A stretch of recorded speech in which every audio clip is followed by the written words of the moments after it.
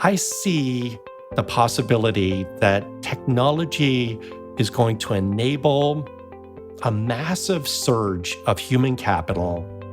And this surge is so large that there's no historical comparison.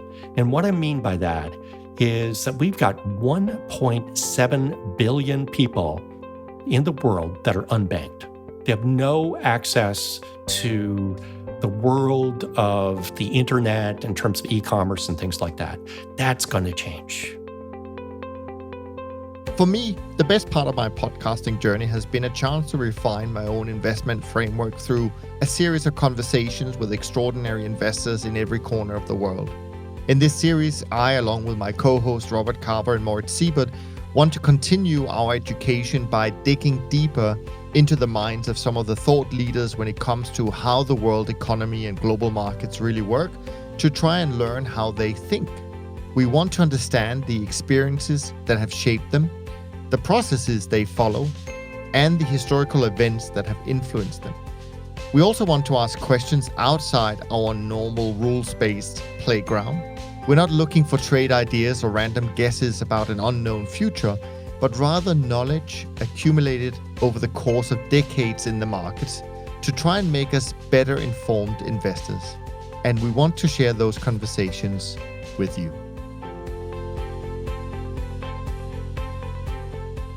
Our guest today is a distinguished professor of finance at Duke University who has an 8-for-8 track record in forecasting recessions in the US using his own invention known as the yield curve indicator, but who is also involved in crypto and blockchain technology, so you are really in for a treat today. Please enjoy our conversation with Professor Campbell Harvey. Cam, thanks so much for joining us today for a conversation as part of our mini-series Into the World of Global Macro, where we relax our usual systematic and rules-based framework to provide you with a broader context as to where we are in the global and historical framework, and perhaps discover some of the trends that may occur in the global markets in the next few months or even years, and ultimately how this will impact all of us as investors and how we should best prepare our portfolios.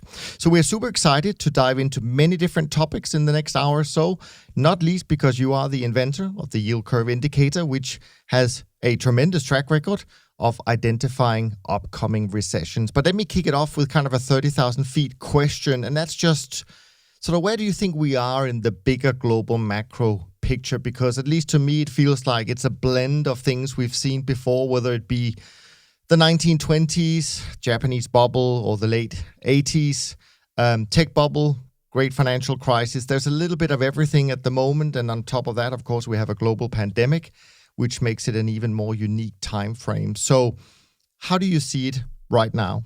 So I like your characterization, a bit of everything. However, it's compressed. So all of this bad news is compressed. I call it the Great Compression, where we see these numbers that are just off the charts. I just can't imagine the econometricians in the future having to deal with these observations that are just extreme outliers compared to the past. So obviously, every single recession is different.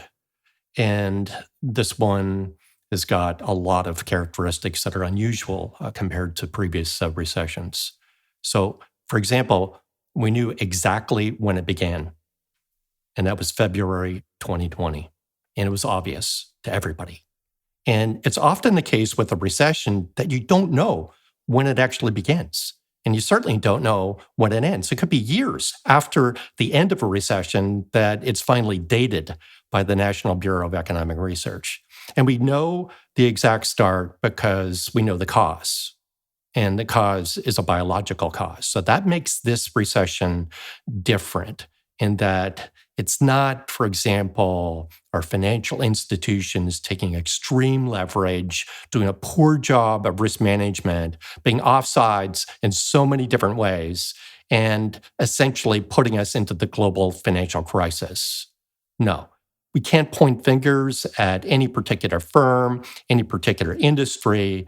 This pandemic, when it hit, is more akin to a natural disaster, and we fell off the cliff and a very sharp cliff. So compression means that we go into a deep recession, but we also come out of it. And the numbers that we will see coming out of this recession will also be noteworthy and new records for positive increases. So it's also interesting that in the global financial crisis, we didn't really know when it would end. Indeed, in the US, the official end was in 2009, but unemployment continued to go up, and it peaked in 2010. And indeed, we didn't get back to the rate of unemployment before the Great Recession started. It took actually 9 years. So an incredibly long time. Whereas this time, we actually have a good idea of what the end game actually looks like. And it's a combination of things, but the main item is a vaccine. And when we have a vaccine deployed, that's the all clear, a signal effectively. And go back to how we were operating before. So given that the cause is biological and the solution is biological, it's compressed into a short period of time, and it does make this recession very unique. But what's crazy, although the cause was biological, and Niels has already alluded to your famous yield curve model, which for those who don't know is, I believe, you look at the difference between the 10-year and the 3-month kind of US risk-free rate effectively, did actually predict this recession, even though the cause is biological. So I've got a kind of couple of related questions about the model, Cam, if I may. The first is, I think someone famous once said something like, every price of the financial markets is a combination of an expectation or a forecast and a risk premium. So I'd like to kind of understand how your model sort of disentangles those two effects. And the second is, given that the curve indicator did seem to forecast this recession, do you think that's because there perhaps would have been a recession anyway, albeit probably perhaps a mild one, because we were kind of overdue for one, quote unquote? Or is there something about the shape of the yield curve that actually is almost causal and makes it more likely that there'll be a recession, or that it'll be more severe than it perhaps otherwise would have been? And I'm just thinking off the top of my head here, for example, it makes it harder for banks to make profits if the yield curve is very flat. So yeah, there you go. Two pretty big questions there, but I know it's a subject that you know a lot about, so I'd love to hear your answers. Sure, and there's a lot of questions you just asked. Let me tackle them. So it is true that actually June 30th of 2019, I went on the record. The yield curve had inverted, so the 10-year rate was lower than the 3-month rate for a full quarter. And at that point, I said code red, that this indicator has got a very good track record. So it's based on my dissertation at the University of Chicago. And at the time, I was using data from the 1960s, and the indicator was 4 for 4. And my dissertation committee was rightfully skeptical, saying, well, you got 4 observations, maybe you're lucky. But they were persuaded, I guess a few things persuaded them. Number one, almost nobody got that double dip recession in the early 80s, and my model actually got it quite nicely. And number two, it wasn't just a statistical model. It was based upon economic theory and fairly widely accepted economic theory. So that really helped. So they signed off, and then we go out of sample. So I graduated in 1986, and the model was challenged a number of times. The first challenge was October 1987. Stock market crashed. Economists believed there'd be a recession in 1988, and there wasn't. And it went to forecast correctly the next 3 recessions, including the global financial crisis. So I'm sitting in my office at Duke in June of 2019, declaring code red, saying, well, this indicator is 7 out of 7. It's got a long out-of-sample record of accuracy. So it's not that I just backtest overfit something. No. This has been out-of-sample validated since 1986. And it not only got the 7 recessions, but it hasn't had a false signal yet. Of course, it's a simple model and it could be wrong, but nevertheless, given that you've got something with 7 out of 7, it inverts, that means there's a lot of risk and you need to take it seriously. And that's exactly what happened. I think what's different in 2019, and it's linked to your idea of causality, was that there was a causal channel. So in the past, people had ignored my indicator. So the yield curve inverted before the global financial crisis, and the Fed did nothing. They did nothing for a year, looking at an inversion for a full year. And they had to act eventually when the economy started to fall apart. So this time was different, that all of a sudden I was being featured in the media as somebody who had an indicator that was 7 out of 7. And I think that it actually had an effect. So Duke University does a survey of CFOs in the US and around the world. And at that time, and shortly after the inversion, over 50% believed there'd be a recession in 2020. And if you added in the first quarter of 21, it was like 80%. And you're correct, this business cycle was long, right? It was over 10 years, the longest time from a trough since the NBER started collecting data in the 1850s. So the business cycle was long. You've got an inversion, and the causal channel is interesting, that when you're faced with an indicator like this, if you're a corporation, are you going to pull the trigger on a major capital investment, go to the bank, increase your leverage in the face of a yield curve inversion with increased probability of a recession?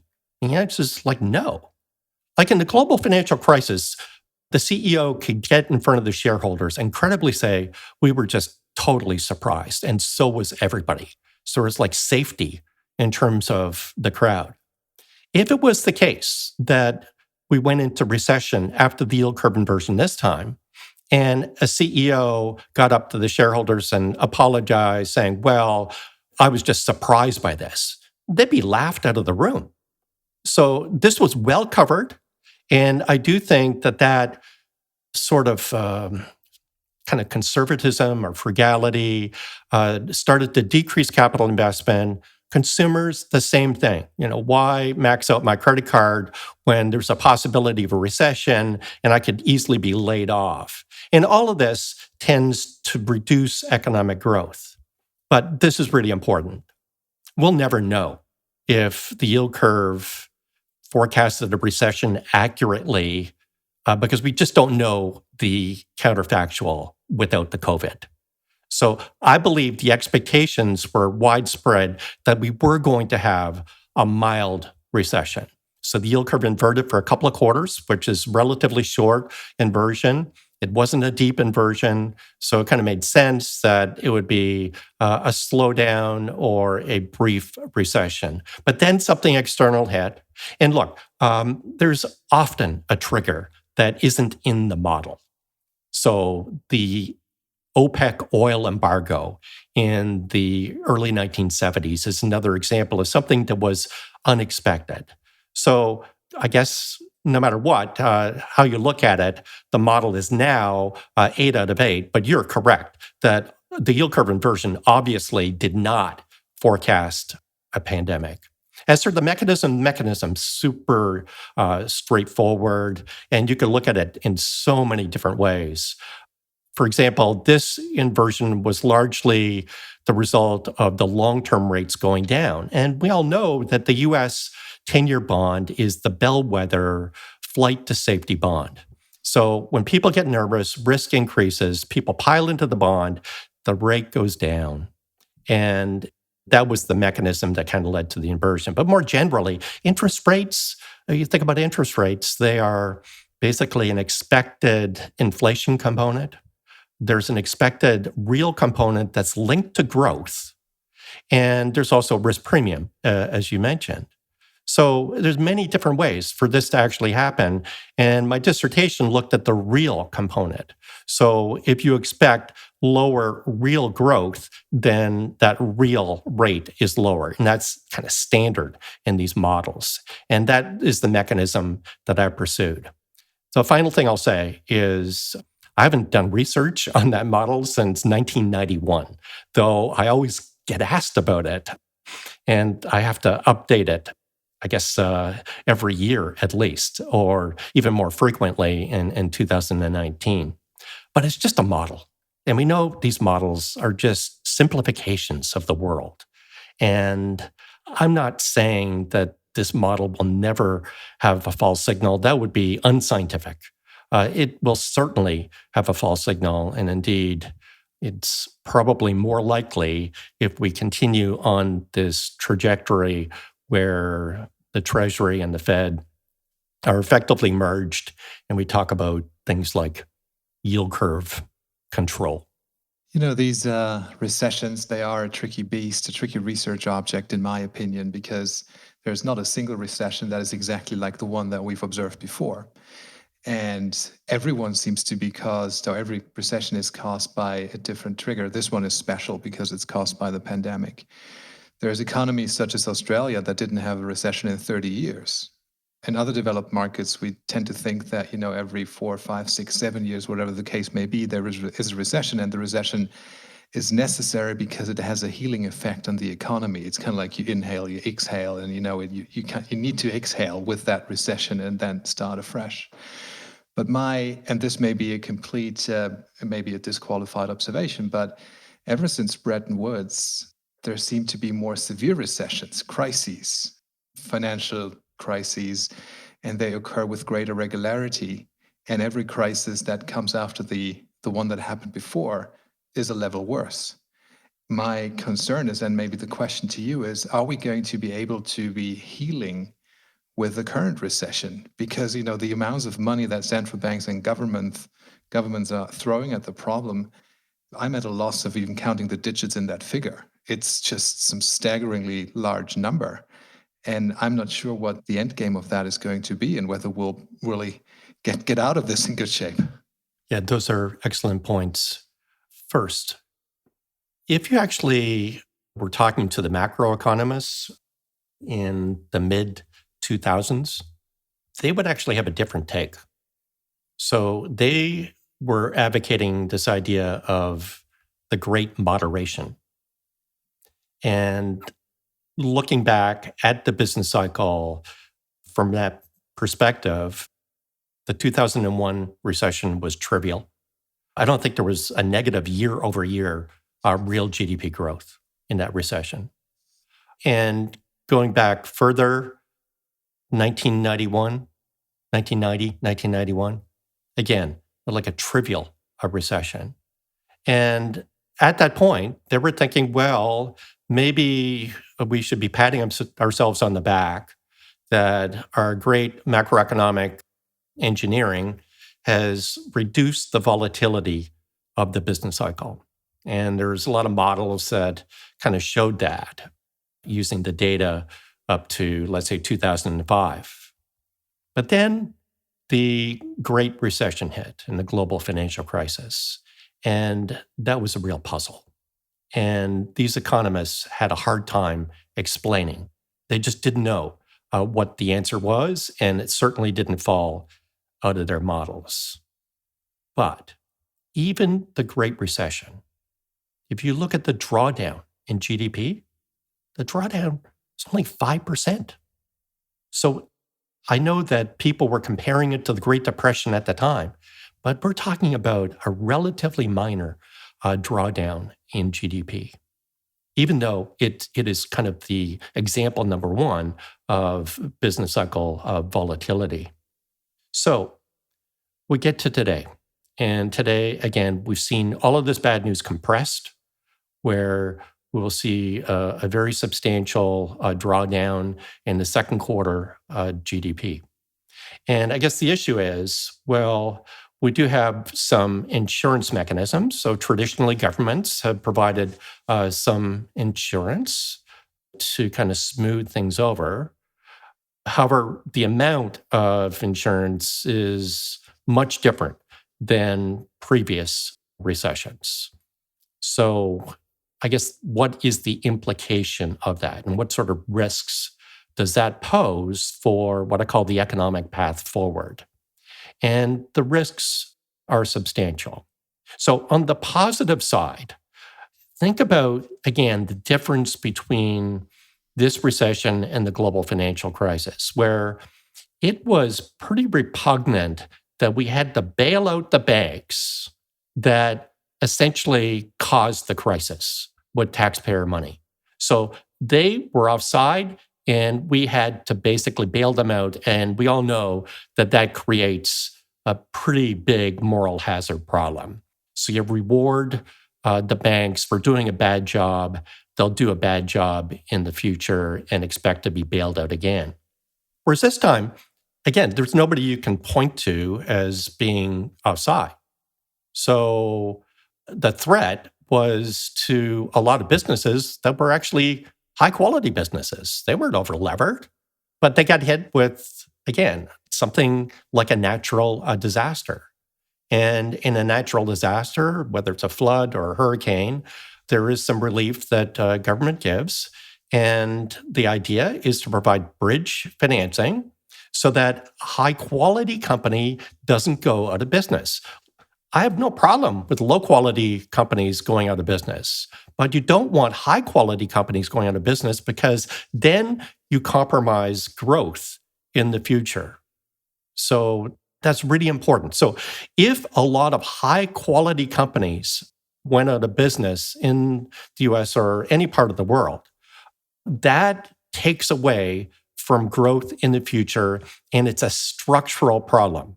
So the logic of the policymakers was, let's provide that bridge. We know that this is a short crisis because we've got high confidence that a vaccine will be deployed. Even though we know 15%, only 15% of vaccines succeed, there's over 100 in the research stage and over 10 in the testing stage. So something is going to work. So we can provide that bridge financing in the short term and try to avoid this structural downside. However, when you do that, so when you provide money for unemployment, it might be forgivable loans to corporations, you increase debt. And when you increase debt, you are simply shifting income from the future to the present. And on top of that, it's not just the fiscal side. There's also the monetary side. And the amount of quantitative easing this time around is effectively unlimited. The Federal Reserve Chair basically said he will do what it takes. So you've got a situation in the global financial crisis, there was QE, but it was limited. And I think that a number of people are looking at the experience of the global financial crisis and said, oh, well, we spent a lot fiscally. We did this quantitative easing, which is money creation. And, oh, well, there's no inflation. So let's do it again. And the problems, well, there's many problems. Well, one problem is that after the global financial crisis, we had the opportunity to pay back some of that fiscal debt. But no, 10 years in a row, the US is running very substantial deficits and increasing the amount of debt to about $200,000 per taxpayer in the US. That's an issue.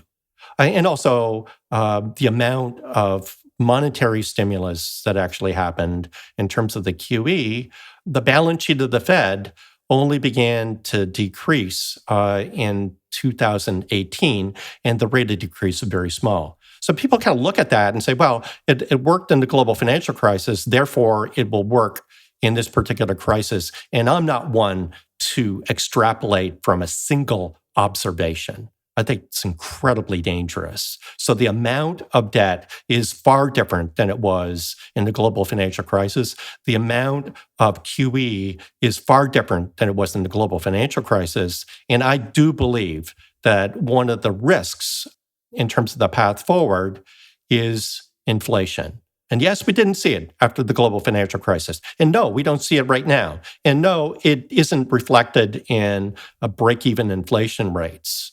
But I believe that policymakers really will avoid tax increases. To raise taxes is toxic in terms of your electability. So it's easier to have some sort of inflation and you blame it on the pandemic or something like that. And that is going to be a complicating factor. Inflation obviously is bad in terms of economic growth, and it's especially bad in terms of income inequality because the people paying the inflation tax are the people that can least afford it.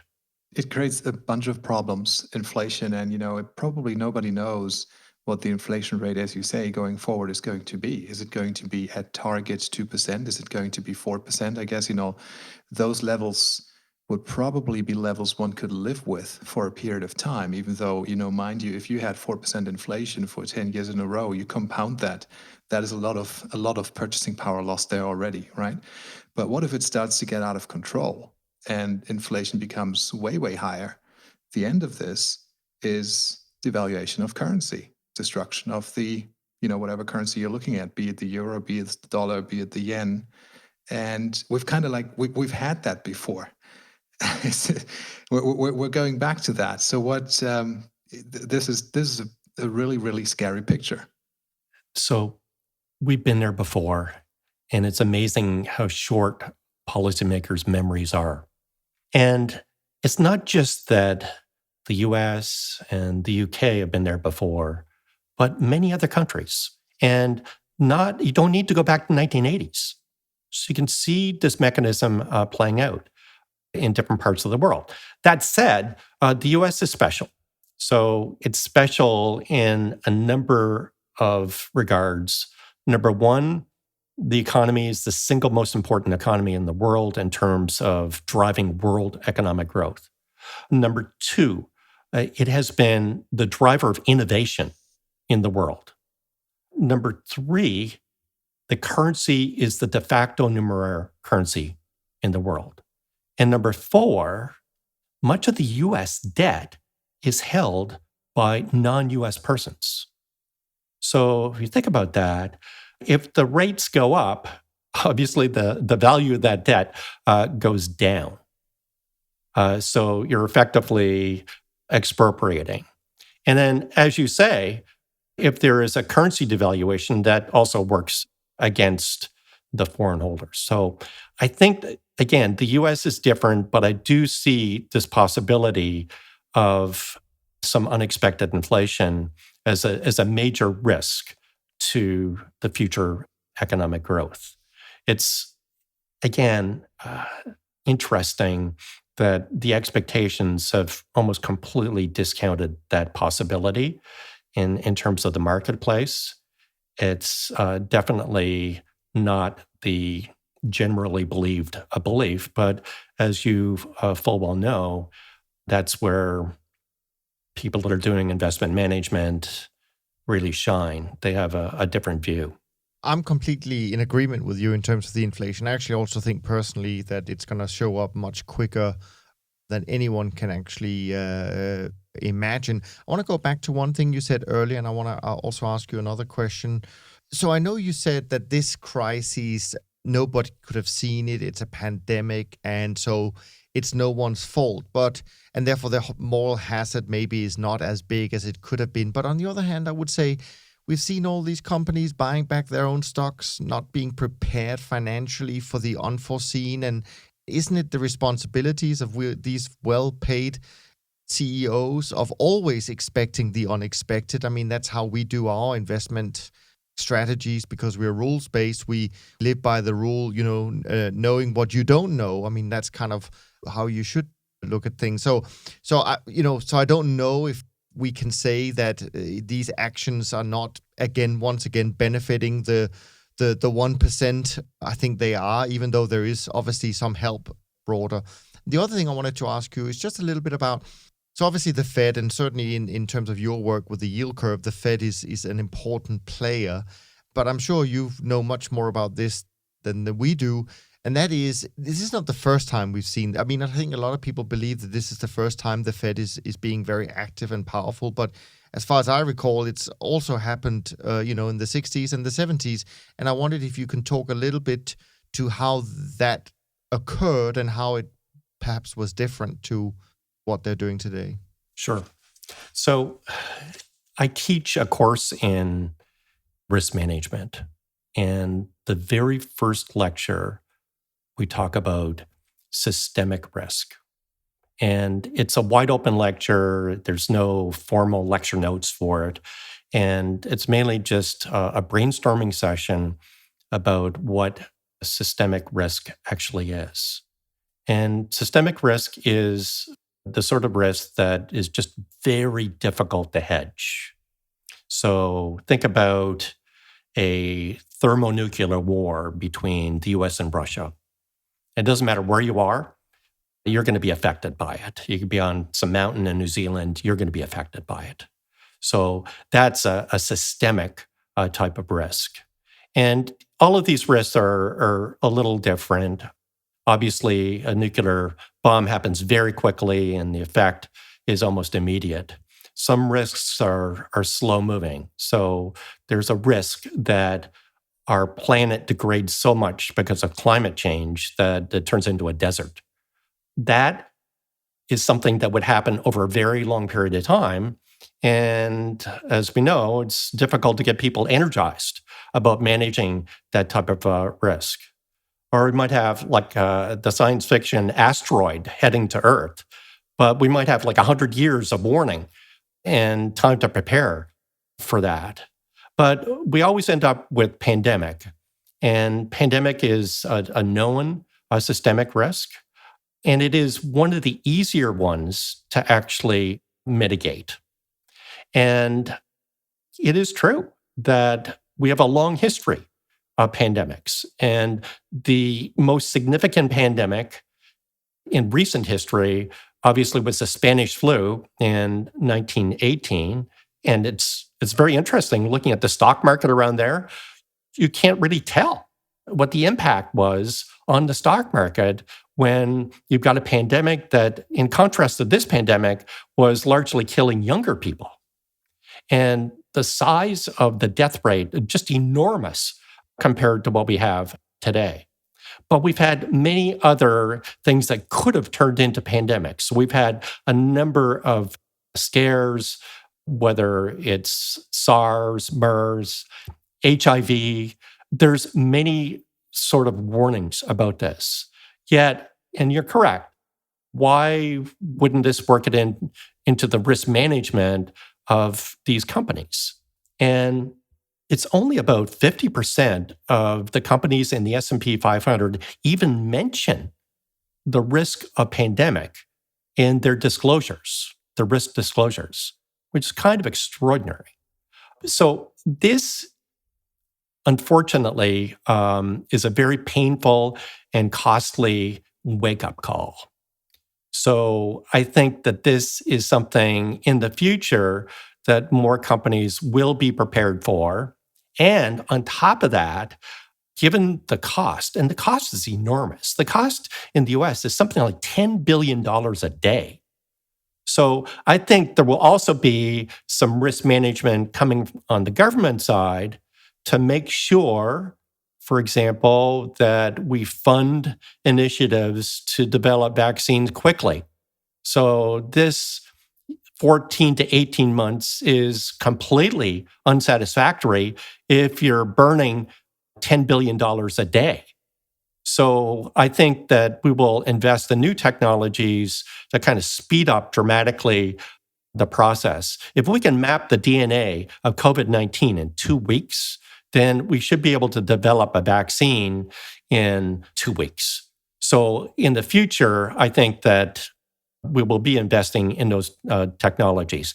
Testing technologies also are super important in terms of mitigating the spread of a vaccine. So I think that you'll see risk management coming from corporations that we hadn't seen before. But I think in particular, we will see risk management coming from our governments to be ready to go. I call what's happening today in terms of the COVID-19 the fire drill. So, and what I mean by that is that it's very important to learn from this particular pandemic. This is not, you cannot assume this is a once in a century event that you don't need to worry about and your children don't need to worry about it, maybe your grandchildren. No, this could happen again, and it could happen sooner rather than later, and it could happen in an even more deadly way.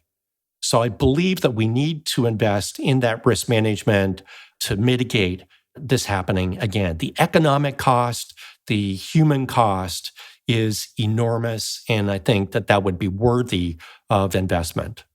Yeah, I think it's interesting, isn't it? Because I think risk managers and also regulators tend to kind of fight the last battle. So even myself, I think when things started to look unpleasant in early March, one of the first things I did was go back to my 2008 playbook, and I went to the bank and took out quite a lot of physical cash, which now I cannot spend because everyone's preferring you to use a credit card, which is obviously less likely to transmit any infection. If I'd want to sort of pivot away slightly from the risks that are very hard to hedge and go back to a risk that may be potentially easier to hedge, but I'm not sure how you hedge it.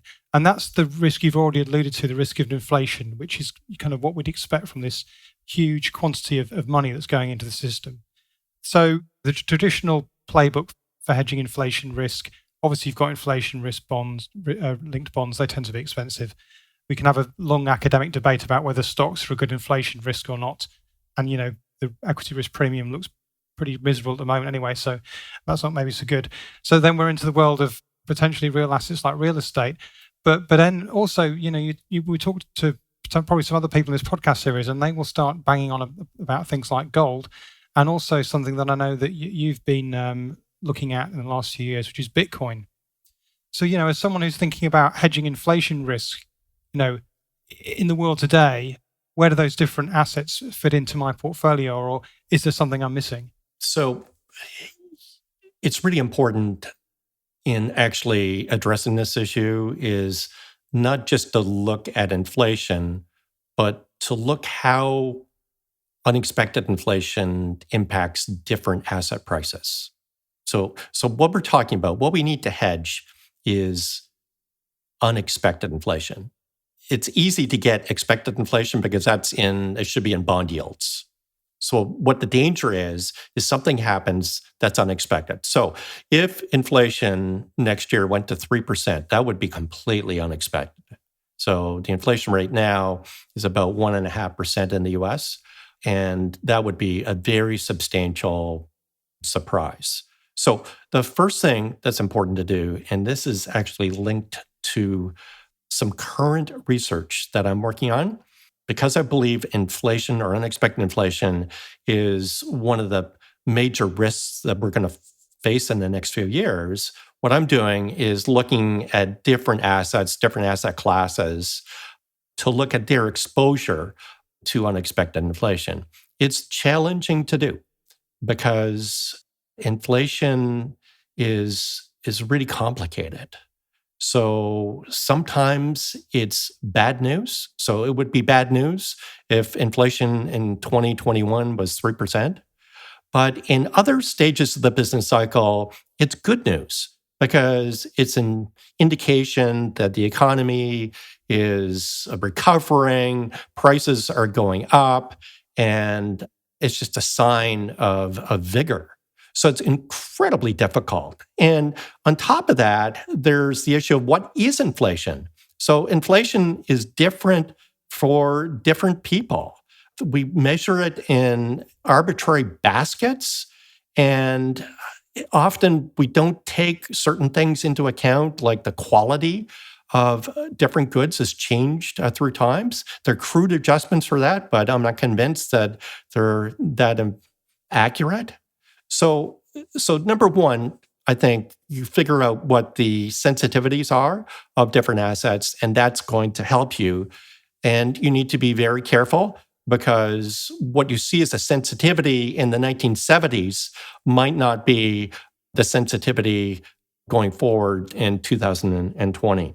So stocks are controversial. Again, you shouldn't look at overall stocks. You need to look at sectors and figure out which ones are most immune to inflation.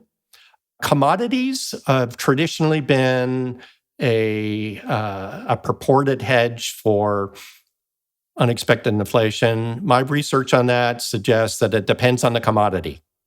So I would not buy a basket of commodities. I would probably fine tune it to the commodities that are most relevant and exposed to unexpected inflation. Real assets, one issue is the data is rather sparse. And for the average investor, some of those assets are difficult to obtain. Gold, Rob, I've done a lot of research on gold. And gold is a notoriously unreliable hedge for just about everything. The gold volatility is about 15%, the same volatility as the stock market. And sometimes it works. And then when it works, people trumpet great hedging ability of gold. And then sometimes it doesn't work and you don't hear anything from the same people. So gold is unreliable. And then the last thing on your list is cryptocurrency. And yeah, you're correct that I've been very much in that space for a number of years. Since 2013, I've taught a blockchain course at Duke University called Innovation in Crypto Ventures. And I also teach a second course now called Tech-Driven Transformation of Business. And both those courses are linked to distributed ledger technology. I don't really talk about Bitcoin investment. I talk about blockchain as a solution to many problems that exist today that could greatly transform our economy. The problem with the cryptocurrency is that there's no history. So this is actually the first recession observation for cryptocurrency. So people were thinking, oh, well, by cryptocurrency, it's algorithmic, so it will naturally be a hedge. And then if you look at the data in March, what was happening to these purported hedges? So the stock market is tanking, and so is the cryptocurrency.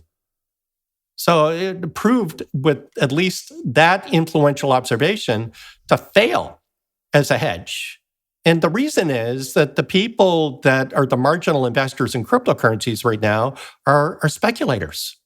And those speculators are just basically buying it because it's got 100% volatility. You've got effectively natural leverage, and they're betting on a big move. And when you go to a risk-off situation, you dump your risky assets. And that's exactly what we saw in March. People dumped equities and people dumped cryptocurrencies. They even dumped gold and then went into the safe haven assets like the US treasuries. So I think, again, this is very challenging to design a hedge. Obviously, linkers or tips are set to the inflation rate, but you're correct. They are expensive. I think for portfolio managers, you need to be creative, to take an approach where you look at multiple assets and fine-tune your portfolio to basically get that hedge to unexpected inflation.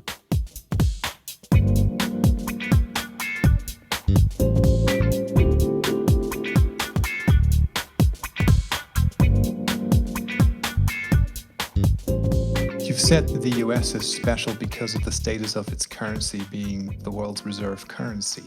But all the other countries seem to be drawing the shorter end of the stick, always, especially if there is an inflationary environment, which would hurt emerging markets in particular. Do you think that, maybe some of those economies, let's say China, Russia, somebody else, right? They will develop their own cryptocurrency, not Bitcoin, but their own central bank, whatever crypto bank issued currency that is limited in supply, cannot be inflated. Maybe it's backed by something. I don't know what that could be. And then they will go to the world and say, hey, look at this. Here's a really hard currency, a stable cryptocurrency that cannot be played around with. I think it's time to get away from the US dollar. What do you guys think? Should we be doing trade in that currency? And if they get a lot of acceptance for that, then this may then be a problem for the US dollar. So let me make a couple of remarks. I said that the US dollar is the de facto numeric currency in the world right now. And it probably will be in the near term. But I think just looking at history, it's really naive to think that the US will be the dominant currency forever. So things change. So economic tides come in and go out.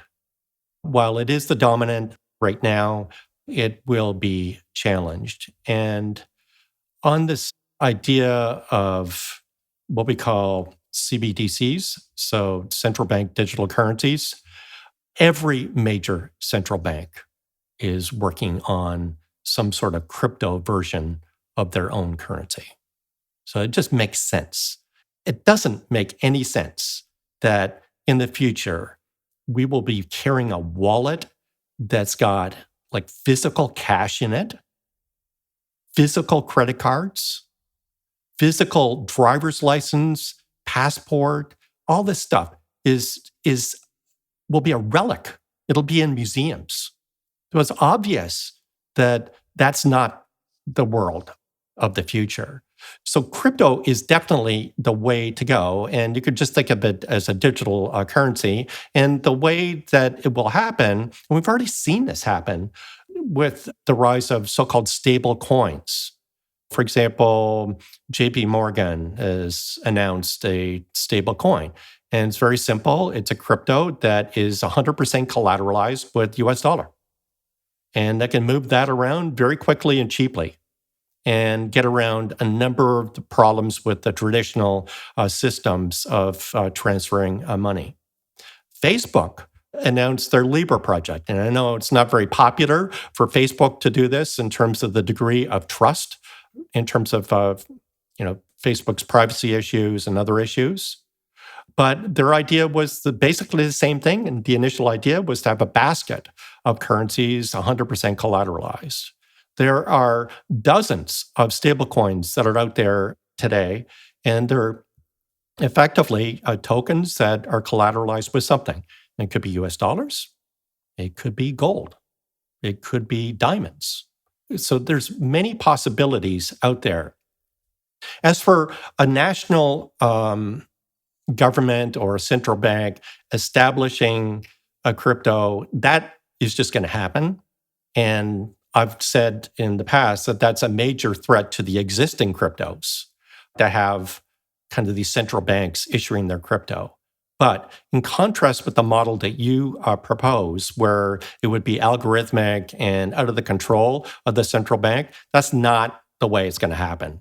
It's basically going to be a digital version of the pound or the dollar or the euro or the yen. And the central banks will have the same control that they've had in the past in terms of increasing or decreasing the money supply. Indeed, if you think about it, it is the dream of the macro monetary economist, where with a line of code, you can do a helicopter drop into everybody's wallet, their digital wallet, a certain amount of the digital currency. It just happens instantly. There's no mailing of stimulus checks or anything like that. It just shows up immediately. And I think governments will embrace this technology for another reason, and that is tax. So right now, with the value-added taxes, especially in Europe, there are just so many incentives to basically transact in cash to avoid the VAT. And then the more people do that, the higher you need to make the VAT. And then the higher the VAT, the more people will transact in cash. So if you take the cash away, then everything is done digitally and there's nowhere to hide. And that value-added tax can actually go down dramatically with that. So I believe that the model that will arise is a model where it'll be kind of the same old thing, except the central banks we'll do this with distributed ledger technology. And of course, there's some benefits here. So cash is anonymous, and it is the number one mechanism to do criminal transactions. With the digital currency, far more difficult. So this idea of a government establishing either a fully collateralized currency or an algorithmic currency like Bitcoin, I think is unlikely. The whole idea of decentralized finance is that there isn't a central authority actually doing this. It happens in a peer-to-peer method with an algorithm. And I just don't think that governments will cede control of something that's so important to them, their monetary policy. Yeah, I mean, I think that seems very likely that that's the way we're going to go. And maybe in a few years, we don't really need the banks because we're all going to be clients of the central banks in a sense. I want to shift gear a little bit away from Bitcoin and just ask you about another topic that I don't know if that's something you have looked at. But at the moment, we've talked on the podcast a few times about Neil Howe's and Bill Strauss' work in the fourth turning. And I don't know if you're familiar with that, but of course, it is about things repeating, cycles repeating, and in this case, generations, and especially the fourth turning is kind of the worst one. And that's, according to their work, that's exactly where we are right now. How does demographics play into all of this and generations? Is that something you've taken into some of your work as well? So my work is kind of widespread. And what I mean by that, many different topics interest me. And I guess I've learned over my career that the main job for me as a teacher is to give my students a vision of the future. So, for example, I've never used a textbook. A textbook for me is material that was written many years ago. And just to get into the textbook takes years. So I always push my students to the latest research papers that were not even published yet to give them a vision of the future. But this is really important in terms of my students selecting a career. And again, I teach tech-driven transformation of business. And a student comes to me and says, well, I've got a job offer from Visa and I've got a job offer from Apple. The career management people want me to take the Visa job. And it's really obvious that Apple would dominate in terms of the world of Fintech, especially. So to look at the future is difficult, and you can never accurately forecast the future. But I do give some ideas to my students. And we start with the decentralized finance and Fintech and what all of the problems that decentralized finance actually solves. There's just like no excuse for paying 300 basis points when you swipe a credit card. There's no reason that it takes 2 days to settle a stock transaction. It doesn't make any sense that we can't do micro transactions on the internet.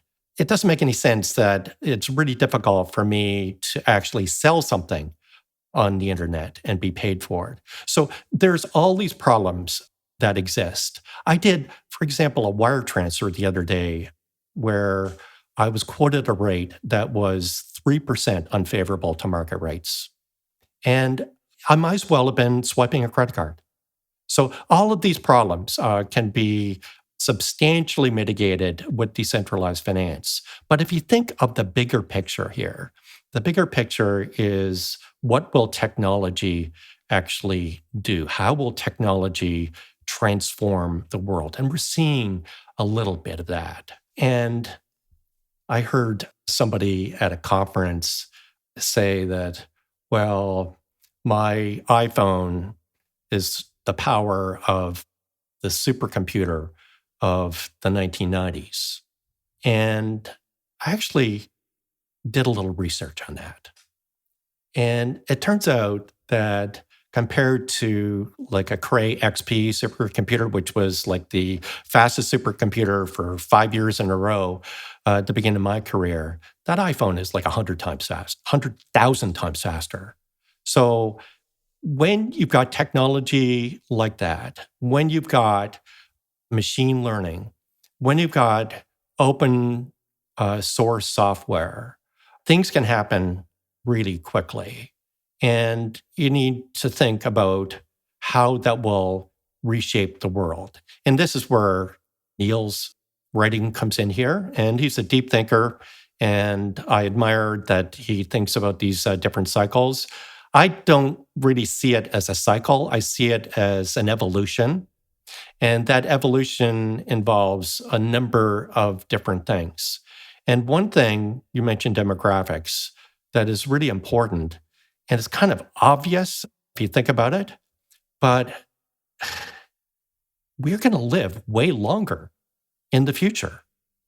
Yet the actuarial calculations don't take that into account. So we're operating in a system where people retire at 65, and actually in Europe, it could be far less than that. A system that maybe was appropriate 50 years ago, but it's not appropriate today and certainly won't be appropriate in the future. And I worry a lot about this in terms of the funding of like older generations, because those pensions just not going to be able to pay. They're underfunded already. And then if you add on the demographic risk, that's enormous.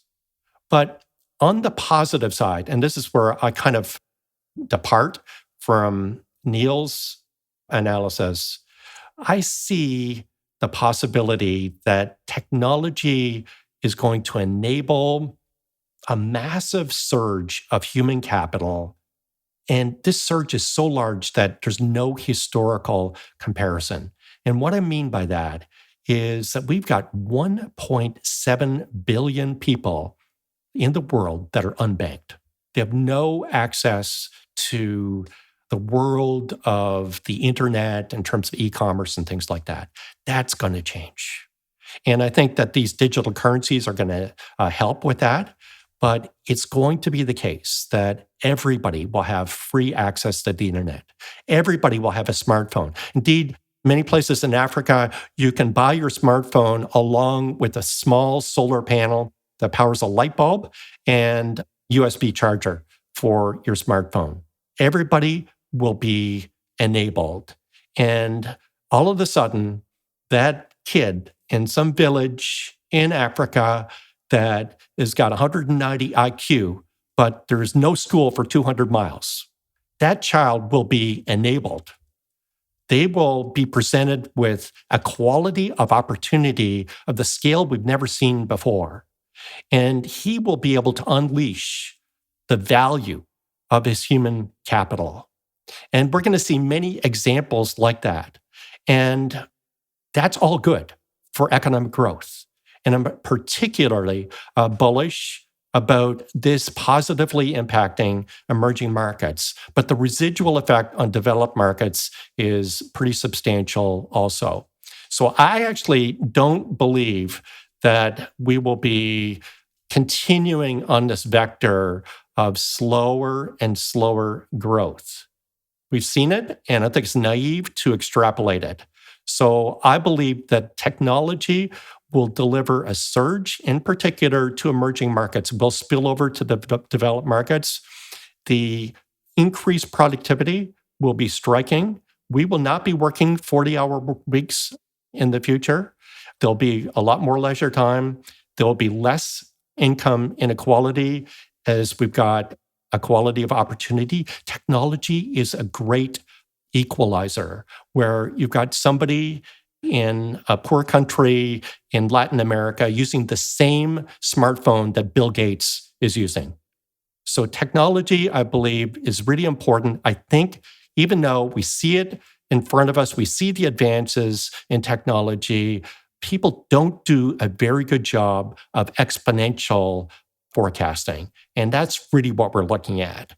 So I think that the future, while there will be bumps in the road, is a lot more positive than some of the other people looking at it. Rob, Moritz, just to be mindful of Cam's time, do you have some questions that are easier to answer in a short space of time? Although we could go on for a long time. That's we for sure. could, but there's no easy questions, I'm afraid. So, Rob, how about you? I think that such a brilliant and positive statement is a very good way to end this discussion, actually, personally. I think any question I could ask would only bring a more depressing answer. So let's keep things upbeat. Well, let me finish with one thing then, Cam. Just trying to put everything, because I do agree with Rob. I mean, it's kind of nice. It's not, I don't think we come across that many at the moment who have a real positive outlook, at least not the circles that we follow. So I do agree with Rob on that. But I wanted to still ask you, when you put everything together that you see in your work, in your interactions with peers, et cetera, the next 5-10 years from a strategic investment point of view, what does that look like in your opinion? How do people prepare themselves for, in any event, you could say, and a somewhat uncertain future right now? So one thing that is kind of obvious, that the investment landscape has been distorted by government and central bank influences. So to me, it doesn't make a lot of sense in Denmark that you can have a mortgage where the bank actually pays you. That to me, it's just pure distortion. And I think that we need to be very careful about the sort of structural damage that can do in the future. It's really difficult to think about buying a very long-term bond, whether it's 10, 20, or 30 years, at the rates that are being offered today, knowing that just a minor jump in inflation would just hammer your fixed income portfolio. We've seen a very confusing equity market where we're at an all-time high in the US in February. The market tanks, as you would think it should. But then it's come back very rapidly, effectively pricing a V-shaped recovery, which I think is very naive. So one thing that's really missing here, and it kind of links to my discussion of decentralized finance, the investment opportunities are very limited. And one thing that's very exciting to me is the possibility of tokenizing other types of investments. And what I mean by that is there are so many financial constraints out there that it is very difficult for a small business to get a loan. The bank just isn't interested because the loan's too small. And they'll tell the small business, oh, just use your credit card. And you know how that goes. The interest rate could be like 22%. So you're looking at a really good project, and it might be returning 20%, but no, you can't do it because your cost of funds is 22%. So this idea of raising capital in alternative ways, I think will become more and more important, and it'll be less important to transact on either centralized exchanges or over-the-counter transactions with your broker. So I see the possibility of tokenizing projects, equity, many different things, infrastructure projects. And essentially what this does is it allows anybody to invest. So I already talked about tokenizing gold. So you could have in your wallet, you want to invest $20 in gold. Well, that's really easy to do. You've got it. So think of completely different investments that we're just in the mode of thinking about investments like stocks and bonds and maybe commodities or a few other things. But think about like new classes of investments. Think about somebody tokenizing a cell phone tower and you buy a piece of that tower. And then somebody drives by and uses 10 cents worth of that tower's time. And if you own 10% of that tower, then in real time, money is transferred to you, 1 cent. Or think about tokenizing a self-driving car, where you actually are able to participate, and again, in real time. These are different types of investments that we will see in the future. The infrastructure projects are limited to these giant pension plans that can actually have the scale to invest in them. Private equity has got a pecking order also, where the biggest players are the first to the good projects. So I think about a different system where, again, everything is tokenized, there's much more democracy and many more opportunities. Even things like basic instruments. So when my grandfather died, I found that in his estate, he held a mortgage. And basically, he had lent the money to somebody, and that person was paying him every month. So it wasn't diversified, but it was a peer-to-peer transaction. And that's exactly what we will see in the future. So it will be a lot more cost-effective in terms of a lower loan rate for a small company to go to peers and to be funded. And for those peers, they get a much better rate of return than investing in a treasury bond or a mortgage bond or a certificate of deposit. So my view of what is going to unravel in the next 5 years is a dramatic transformation of what's available in terms of investment opportunities. So I think, again, this is linked to my vision of the future. We think about those investment opportunities and say, well, how much should I put in stocks and how much should I put in bonds? And what I'm saying is that the landscape is going to be transformed, that there will be opportunities, many opportunities that don't exist today that will exist in the future. So people talk about the rate of return going down, the equity premium collapsing, expected rate of return on bonds is really low. Well, that's fine. But think about the possibility of the landscape changing dramatically and the opportunities for different types of diversification that we've never had the opportunity to participate in the past. So I think that strategically, there will be ways to invest in the near future that will be really pioneering and open the door for not just the average investor, but any investor, whether retail or institutional. The opportunities really abound. Yeah, that is a fantastic way to end our conversation today. I'm sure the three of us will already start thinking about tokenized trend following, but that is to come. Cam, thank you so much for spending time with us today. We really appreciate this, and I'm sure all our listeners do as well. And by the way, make sure to check out Cam's work on LinkedIn and at the Research Affiliates website. From Rob, Moritz, and me, thanks so much for listening, and we look forward to being back with you as we continue our Global Macro mini-series. In the meantime, be well. Thanks for listening to Top Traders Unplugged. If you feel you learned something of value from today's episode, the best way to stay updated is to go on over to iTunes and subscribe to the show so that you'll be sure to get all the new episodes as they're released. We have some amazing guests lined up for you, and to ensure our show continues to grow, please leave us an honest rating and review in iTunes. It only takes a minute, and it's the best way to show us you love the podcast. We'll see you next time on Top Traders Unplugged.